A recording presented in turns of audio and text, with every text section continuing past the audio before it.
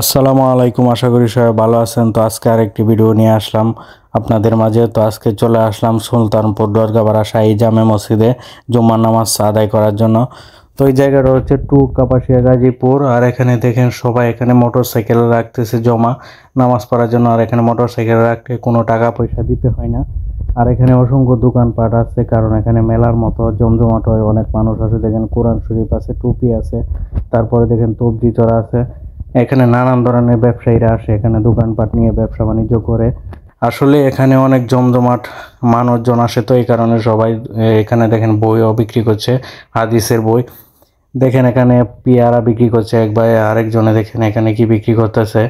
আসলে এখানে অনেক দূর দূরান্ত থেকে এখানে আসে মানুষ নামাজ পড়তে। আসলে এই মসজিদটা অনেক জনপ্রিয়। দেখেন এখানে অজু করতেছে মানুষে।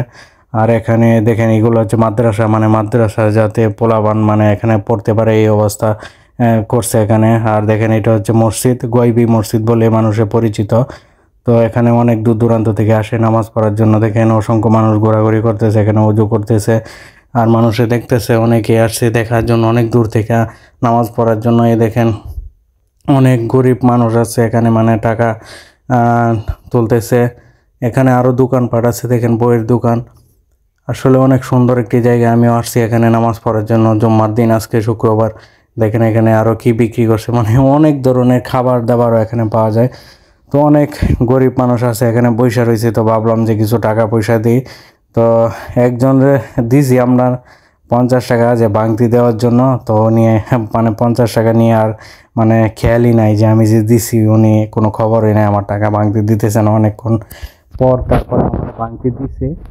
দেখেন তারা কিভাবে বসে আছে, টাকা নিতেছে।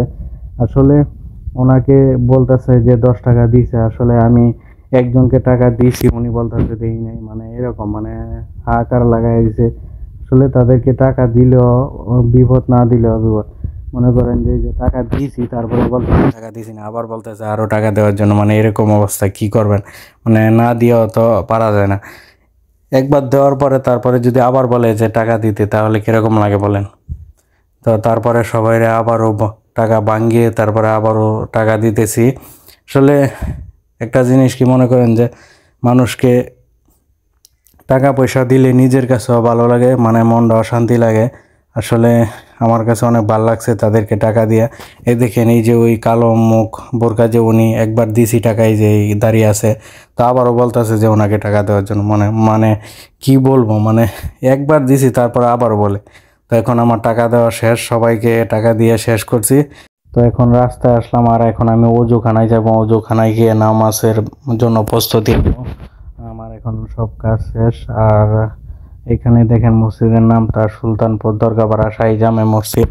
আসলে এখানে অনেক মানুষে আসে দূর দূরান্ত থেকে। আমার কাছে খুব ভালো লাগছে এই জায়গাটা।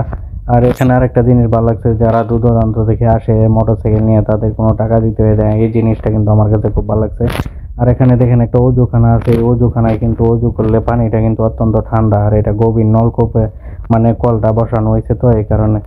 ভিডিওটা ভালো লাগলে সবাই লাইক কমেন্ট শেয়ার করে পাশে থাকবেন।